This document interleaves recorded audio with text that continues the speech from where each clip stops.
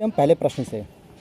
आपका पहला प्रश्न पूछा जा रहा है, हिंद स्वराज की पुस्तक किसके द्वारा लिखी गई है? तो हिंद स्वराज की पुस्तक महात्मा गांधी, पहले का बी। सेकंड प्रश्न पूछा जा रहा है कि ग्रीन अकाउंटिंग यानी हरित लेखांकन के आकलन को ध्यान में रखते हुए राष्ट्रीय आय का मापन जो किया जाता है, तो सेकंड का ए हो जाएगा। देश के वन क्षेत्र का जो विनाश हो रहा है उससे जीडीपी में क्या निगेटिव और सकारात्मक प्रभाव जो भी पड़ रहा है उसकी अकाउंटिंग करनी है।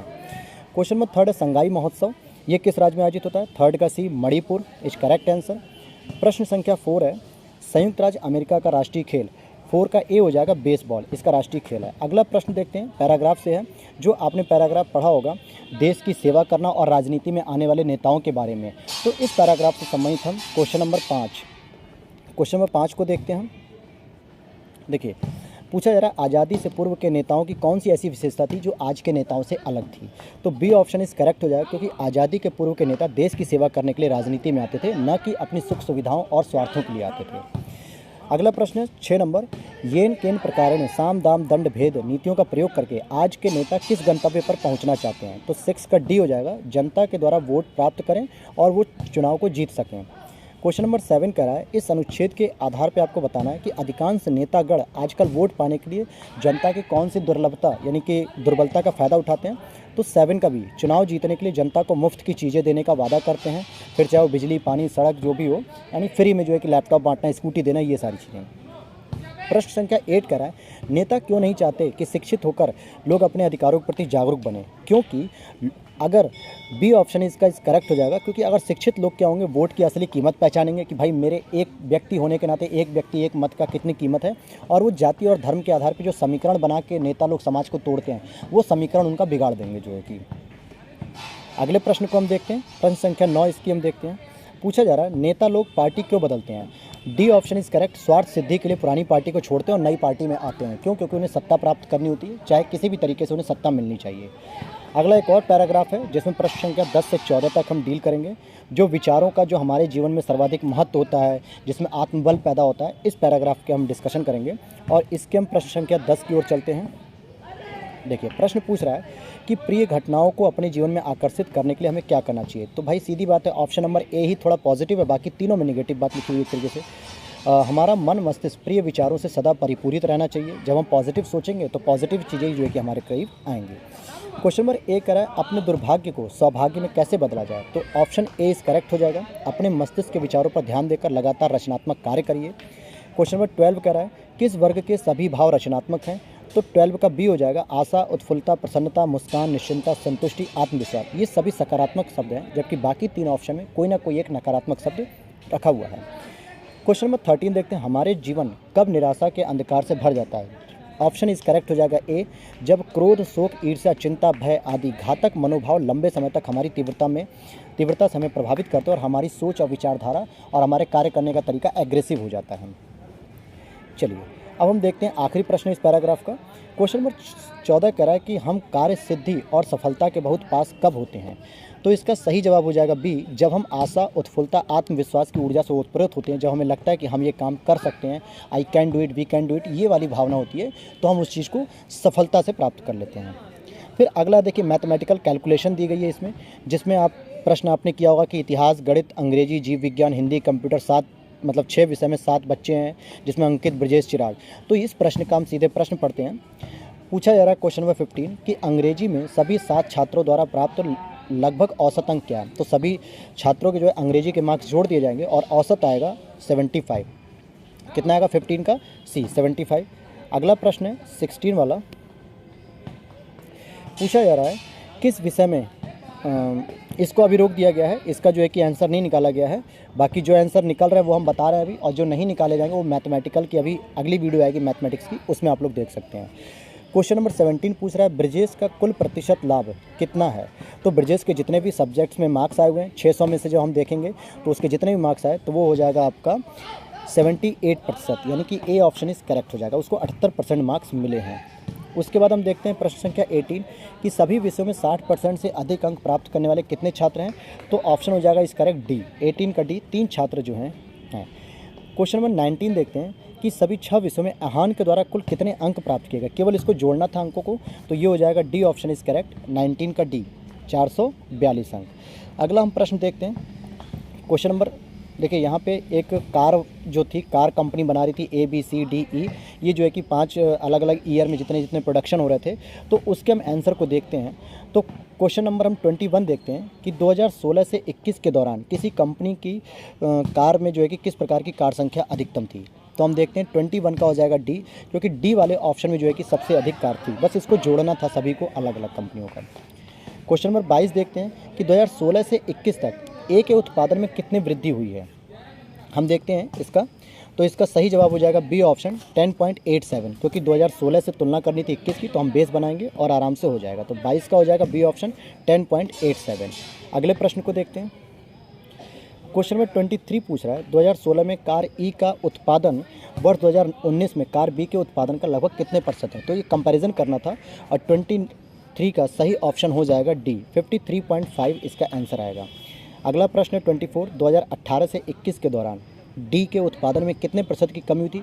तो 10 कमी हुई थी, और जब 10 को हम प्रतिशत में कन्वर्ट करेंगे तो 4.35, ए ऑप्शन इज करेक्ट हो जाएगा।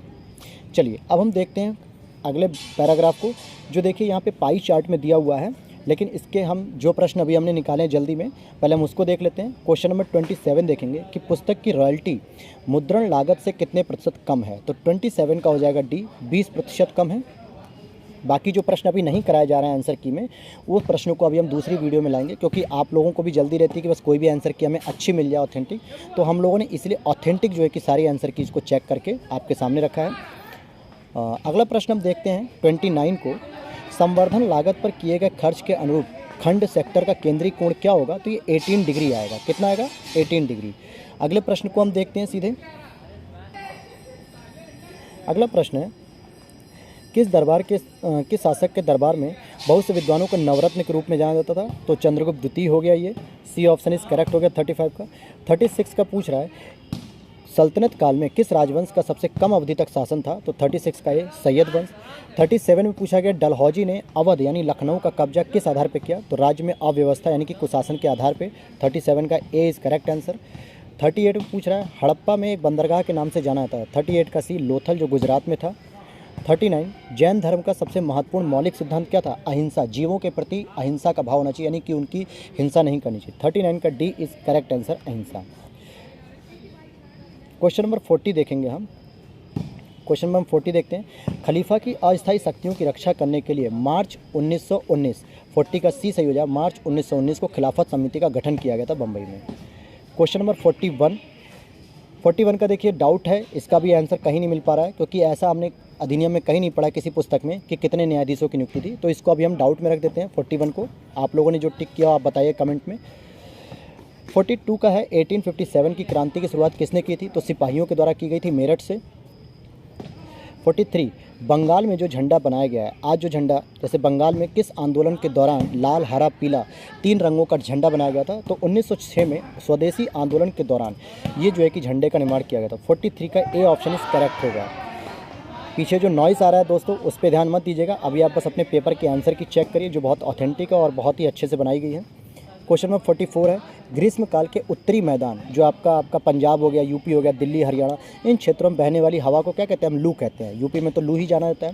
तो 44 का A option is correct. Bharat की मानक यामी उत्तर जो आपके इलाहाबाद से गुजरती है 82.5 डिग्री पूर्वी देशांतर, यानी कि 45 का सी ऑप्शन इज करेक्ट। अगला प्रश्न है 46 कौन सी घटना की प्रतिक्रिया में भारत छोड़ो आंदोलन 1942 चलाया गया था। तो 46 का हो जाएगा बी क्रिप्स मिशन की विफलता जो 1942 में आया था, और इसकी विफलता के बाद ही गांधी जी ने भारत छोड़ो आंदोलन चलाया। 47 है अरावली पर्वत की सबसे ऊंची शिखर कौन सा है। तो गुरु शिखर जो सभी को पता है। 47 का ए। अगला प्रश्न देखते हैं दोस्तों। अगर वीडियो अच्छी लग रही तो प्लीज़ लाइक करिएगा और अपने दोस्तों के साथ भी शेयर करिएगा ताकि वो भी अपनी आंसर को देख सके, और कमेंट करें और चैनल को जरूर सब्सक्राइब कीजिएगा। क्वेश्चन नंबर 48 है न्यू इकोनॉमिक जो पॉलिसी आई थी 1991 में, तो उसे किस रूप में जाना जाता है। तो LPG लिबरलाइजेशन, प्राइवेटाइजेशन, ग्लोबलाइजेशन, यानी उदारीकरण, निजीकरण, वैश्वीकरण के नाम से जाना जाता है। 48 का ए। अगला प्रश्न है कोई भी कंपनी सरकारी कंपनी कब कहलाएगी। जब उसमें 51% की हिस्सेदारी होगी। तो 49 का हो जाएगा सी आंसर इज करेक्ट। अगला प्रश्न है 50 प्रश्न पूछा जा रहा है एक धार्मिक स्थल है नैमिसारण, ये उत्तर प्रदेश में कहाँ है। तो ये सीतापुर में पाया जाता है नैमिसारण। क्वेश्चन नंबर 51 है कौन सा सबसे ऊंचा भारतीय शिखर? अब यहाँ पे कई लोग K10 लगा के आ गए होंगे, जबकि K2 ऑप्शन में होना चाहिए था, तब ये सही माना जाता। तो K2 के बाद अगर हम देखें तो कंचनजंगा इस करेक्ट आंसर। तो 51 का सी ऑप्शन इज करेक्ट। ध्यान दीजिएगा, K2 नहीं है, K10 है। अगला प्रश्न हम देखते हैं 52 में पूछा रहा है 1991 के आर्थिक सुधारों द्वारा निम्न में से किस समस्या की ओर ध्यान दिया गया था? तो 52 का डी हो जाएगा। आर्थिक नीति की असफलता, विदेशी मुद्रा भंडार में संकट और भारतीय रुपए का जो मूल्य ह्रास हो, इन तीनों ही समस्याओं को सही करने के लिए 1991 का आर्थिक सुधार लाया गया। 53 प्रश्न को अगर हम देखते हैं तो आपके जब फैमिली में शादी विवाह या किसी शुभ अवसर पर गहने खरीदे जाते हैं तो उसमें कहता है कि हॉलमार्क है। तो हॉलमार्क किससे संबंधित हो गया? जेवर यानी कि ज्वेलरी से रिलेटेड हो गया। 53 का बी हो गया। 54 की बात करेंगे कि कौन सी ऐसी संस्था जो कृषि और ग्रामीण क्षेत्रों में वित्त पोषण करती है, शीर्ष संस्था मानी जाती है केंद्र सरकार की? तो 54 का ए नाबार्ड जो है कि सही आंसर है। अगला प्रश्न 55 पूछा जा रहा है मौलिक कर्तव्यों का उल्लेख कहाँ है? तो 55 का सी भाग 4 ए में है। अगला प्रश्न 56 कि अनुच्छेद 343 में क्या कहा गया? तो संघ की राजभाषा के बारे में चर्चा की गई। 56 का डी। एंड 57 धन विधेयक के बारे में बात हो रही है। तो 57 का सी 110 आर्टिकल 110 बताता है कि धन विधेयक है या नहीं है। 58 प्रश्न का जो सही आंसर हो जाएगा वो हो जाएगा बी, क्योंकि पूछा जा रहा है वो कौन सी नीतियां हैं जो राज्य के लिए आदर्श बनती हैं। जब राज्य नीतियां बनाते समय इन आदर्शों का प्रयोग करते हैं तो DPSP यानी directive principles of state policy. तो 58 का बी आंसर इज करेक्ट। अगला प्रश्न हम देखते हैं 59 को देखते हैं कि कौन सी गैस ग्रीन हाउस के रूप में नहीं जानी जाती है? तो दोस्तों ऑर्गन नहीं जानी जाती है। 59 का डी। अगला प्रश्न वॉशिंग सोडा जो हम कपड़े धोते हैं उसमें जो सर्फ एक्सेल यूज करते हैं कोई भी पाउडर, उसको क्या कहा जाता है? तो सोडियम कार्बोनेट। तो 60 का ए हो गया सही आंसर। 61 में पूछा जा रहा है सर्वोच्च न्यायालय के न्यायाधीश की सेवानिवृत्ति की आयु कितनी है? 61 का सी ऑप्शन इज करेक्ट, जो कि 65 वर्ष होती है, और हाई कोर्ट की 62 ईयर्स होती है। क्वेश्चन नंबर 62 पूछ रहा है इंद्रधनुष के 7 रंगों में से एक रंग नहीं होता। तो विवग्योर की जो थ्योरी आप लोग हमेशा पढ़ते आ रहे हैं शुरू से ही, तो सही आंसर हो जाएगा सफ़ेद, क्योंकि इसमें हम वाइट नहीं पढ़ते हैं। प्रश्न संख्या हम देखेंगे 63। देखिए 63 को यहीं पे हमने सॉल्व कर दिया, मैथमेटिकल कैलकुलेशन है। 6.25 माइनस 2.23 ये वाला जो प्रश्न है इसका सही आंसर हो जाएगा, दोस्तों ए ऑप्शन इज करेक्ट हो जाएगा, जो है कि 1.517। अगला प्रश्न देखते हैं। देखिए अगला प्रश्न 65 जो 7 क्रमिक संख्याएं होती हैं उनका औसत, जो x, x+1, x+2, x+3 इस तरीके से करना था। औसत 20 है तो बड़ी संख्या निकालनी थी, तो सही आंसर हो जाएगा इसका ए ऑप्शन, यानी 23 सबसे बड़ी संख्या है। फिर अगला प्रश्न है ओजोन मंडल में जो होल पाया जाता है, ओजोन क्षेत्र जिसे हम कहते हैं, वो किससे संबंधित है? 66 का ये समताप मंडल में जो ओजोन परत की मोटाई लगातार घट रही है। अगला प्रश्न है 67 पौधे अपने पोषक तत्व मुख्य रूप से कहाँ प्राप्त करते हैं? तो मिट्टी से उन्हें जो है कि सूक्ष्म और जो है कि महत्वपूर्ण दोनों ही प्रकार के खनिज और मिनरल्स प्राप्त होते हैं। तो 67 का बी ऑप्शन इज करेक्ट हो गया, मिट्टी। अगला प्रश्न देखें 68 जो हिंदी से संबंधित है, धरेश का संधि विच्छेद। 68 का ए धरा प्लस ईज। 69 क्वेश्चन है अली शब्द का युग्म क्या है? तो एक अली का अर्थ होता है भौरा और एक अली का होता है दोस्त या सखी। तो 69 का बी इज करेक्ट आंसर। अगला पूछ रहा है नागर का पर्यायवाची, तो ये हो जाएगा चतुर। 70 का ए। फिर पूछ रहा है सन्यासी, 71 में सन्यासी का विलोम, तो गृहस्थ हो जाएगा। 71 का ए। अगला पूछ रहा है 72 कोल्हू का बैल होना, यानी बहुत अधिक काम करना, बुरी तरह काम में लगे रहना। 72 का हो जाएगा C option is correct. And अगला फिर एक सिंप्लीफिकेशन मैथ का क्वेश्चन है, जिसमें 76 प्लस 84 का होल स्क्वायर माइनस 76 माइनस 84 का होल स्क्वायर, ये ए स्क्वायर माइनस बी स्क्वायर के फॉर्मूले को ओपन करेंगे तो आपका आंसर जो है कि आ जाएगा सी ऑप्शन इज करेक्ट। कितना आ जाएगा? सी, यानी कि 73 का 4 आंसर आएगा। फिर हम अगला प्रश्न देखते हैं। चलिए एक पैराग्राफ है इंग्लिश का जिसमें 2 क्वेश्चन दिए हुए हैं 75 और 76। तो हम 75 क्वेश्चन देखते हैं कि जॉय की जो मदर थी वो क्यों नहीं चाहती थी कि अपने बच्चे को जो है कि पब्लिक स्कूल में भेजें, क्योंकि उसकी मदर को लगता था कि वहाँ जो बच्चे हैं वो डिस्ट्रैक्ट हो जाते हैं लड़कियों के द्वारा। तो 75 का ए आंसर इस हो जाएगा, Joy would get distracted by girls. अगला प्रश्न है 76 कि जॉय जो है कि कैरमैन को कहाँ मिला? तो मार्केट में मिला था। 76 का डी। पीछे चाट समोसे की आवाज़ आ रही है, आप खाने पे ध्यान ना देके आंसर पे देखिए। 77 का है choose the synonyms of random. Random मतलब होता है ना कोई काम अचानक से हो गया, रैंडम हो गया बिना किसी जानकारी के, तो उसको हम एक्सीडेंटल कह देते हैं। 77 का ए हो जाएगा एक्सीडेंटल। अगला प्रश्न देखिए 77 के बाद 78 है रीजनिंग का, जिसमें ब्लड रिलेशन से रिलेटेड है कि फाल्गुनी की ओर इशारा करते हुए हार्दिक ने कहा इनके इकलौते भाई का पुत्र मेरी पत्नी का भाई है। तो इसका सही आंसर हो जाएगा 78 का सी, ससुर की बहन। 79 को रोकते हैं अभी, और 70, 80 और 81। आइए 81 पे देखते हैं correct antonyms of beautiful, beautiful मतलब सुंदर, और इसका करेक्ट एंटोनिम्स हो जाएगा अपोजिट अगली, अगली मतलब भद्दा या गंदा लगना। फिर देखते हैं वन वर्ड्स दिया हुआ है कि sensitiveness to the action of a particular food, अगर आप किसी पर्टिकुलर फूड से अगर आपको कोई सेंसिटिवनेस यानी प्रॉब्लम होती है तो उसको हम कहते हैं फूड एलर्जी। तो 82 का हो जाएगा सी, आंसर इज करेक्ट। अगला प्रश्न देखते हैं 83 में देखिए दिया हुआ है सिलोगिज्म के जो प्रश्न दिए हुए हैं कि कोई दरवाज़ा कुत्ता नहीं है और सभी कुत्ते बिल्लियां हैं, तो इसको जो सॉल्व करेंगे आप तो इसका आंसर आएगा 83 का सी ऑप्शन इज करेक्ट हो जाएगा। इसमें पहला और दूसरा स्टेटमेंट सही है, तीसरा नहीं बन सकता और ना ही चौथा बन सकता है, क्योंकि स्टेटमेंट ही पॉजिटिव और निगेटिव है, तो इस जो कंक्लूजन होगी वो भी पॉजिटिव निगेटिव होगी, जबकि तीसरे और चौथे में दोनों ही पॉजिटिव दिया है, इसलिए आप इसको एलिमिनेट कर सकते हैं। अगला क्वेश्चन दिया है कोडिंग डिकोडिंग का 84 का स्कीम को अगर हम किसी पर्टिकुलर टाइप में लिखते हैं तो वंडर को क्या लिखेंगे, तो सही जवाब हो जाएगा 84 का बी। अगले प्रश्न को देखते हैं 85 को। आइए करंट अफेयर्स में देखते हैं। सरकार के स्वामित्व वाले रोसाटोम हाल ही में भारत के कुडनकुलम यंत्र में जो है कि मतलब संयंत्र में उसने एन ईंधन यानी न्यूक्लियर की जो है कि आपूर्ति कराई है, तो ये कौन सी जगह की कंपनी है, तो रोसाटोम जो है रूस की कंपनी है, तो 85 का बी इज करेक्ट आंसर। अगला प्रश्न पूछ रहा है NFSA यानी नेशनल फूड सिक्योरिटी एक्ट के द्वारा जो अभी राज्य की रैंकिंग जारी की गई है उसमें शीर्ष स्थान 86 का बी ओडिशा को मिला है। अगला प्रश्न जो बहुत ही हाल ही में चर्चा में रहा है, I2U2 जो ग्रुप है उससे संबंधित किससे संबंधित है ये, तो ये जो है भारत, इजराइल, UAE और USA यानी जो शुरू के 2 I है और 2 U है उनके ये फुल फॉर्म है, तो 87 का सी आंसर इज करेक्ट हो जाएगा। अगला प्रश्न है कि भारतीय तकनीक SME, ये MSME नहीं है, SME हेतु निवेश को आकर्षित करने के लिए नेस्कॉम सरकार की एजेंसी के साथ साझेदारी कर रही है, तो नेस्कॉम ने ऑस्ट्रेलिया की कंपनी के साथ साझेदारी की है, तो 88 का हो जाएगा सी आंसर इज करेक्ट। और अगला क्वेश्चन देखते हैं 89, अभी हाल ही में यूरेनियम खनन भंडार पाए गए हैं, किस राज्य में पाए गए हैं, तो 89 का B option is correct, Rajasthan में पाए गए हैं अभी। 90 प्रश्न पूछ रहा है कि दीमापुर में केंद्रीय मंत्री नरेंद्र सिंह तोमर के द्वारा कृषि और किसान कल्याण के लिए एक सेहत परीक्षण प्रयोगशाला शुरू की गई, लॉन्च की गई, तो ये दीमापुर कहाँ पे है, तो दीमापुर आपका नागालैंड में आता है, 90 का बी हो जाएगा। अगले प्रश्न पे हम चलते हैं। 91 पूछ रहा है कि डॉक्टर राजेंद्र प्रसाद स्मृति पुरस्कार किस लिए दिया जाता है, तो 91 का भी लोक प्रशासन से संबंधित यह पुरस्कार होता है। 92 पूछा जा रहा है यूपी स्पेशल, ये भारत का प्रथम अमृत सरोवर का उद्घाटन कहाँ हो रहा है, तो ये उत्तर प्रदेश में हो रहा है, उत्तर प्रदेश के रामपुर जिला जो मुरादाबाद के पास है, 92 का बी हो जाएगा। अगला प्रश्न है 93, भारत के 2 पड़ोसी द्वीप हैं, पड़ोसी देश जो द्वीप के रूप में श्रीलंका और मालदीव जो चारों ओर समुद्र से घिरे हुए हैं, 93 का ए इज करेक्ट आंसर हो जाएगा, 93 का ए। अगला प्रश्न है 94 में पूछ रहा है ओमान की राजधानी, 94 का सही आंसर हो जाएगा Muscat, B option is correct.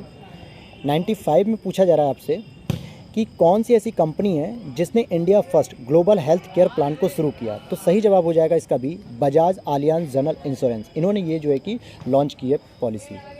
अगला एक प्रश्न है करंट अफेयर्स का जिसमें पूछा जा रहा है आपसे कि वेरिएबल ATM और ऑफलाइन UPI ये किस कंपनी द्वारा लॉन्च किया गया, तो सही आंसर हो जाएगा 96 का बी एस मनी के द्वारा, जबकि बहुत सारे बच्चों ने रुपए या मास्टर कार्ड लगाया होगा, लेकिन एस मनी जो अभी हाल ही में चर्चा में आई है। 97 सुबह के प्रश्न में पूछा गया था अहिंसा दिवस, अब पूछ लिया श्रमिक दिवस, तो 97 का एक पहला ऑप्शन सही हो जाएगा, 1 मई को मनाया जाता है। 98 पूछा जा रहा है राजस्थान के किस शहर को सफ़ेद शहर कहा जाता है, तो ये 98 जो है कि उदयपुर हो जाएगा, A option is correct. And 99 पूछा जा रहा है कौन एक केंद्रशासित प्रदेश की राजधानी नहीं है, तो आइजॉल जो है कि राजधानी नहीं है बल्कि स्टेट की राजधानी, बाकी सभी जो है कि यूटी यानी यूनियन टेरिटरी की राजधानी है, 99 का ए। एंड लास्ट क्वेश्चन है इसका जो है कि आपका लोकसभा के प्रथम अध्यक्ष यानी स्पीकर कौन है, GV मावलंकर, जिनको कहा जाता है गणेश वासुदेव मावलंकर जो है कि पहले अध्यक्ष थे।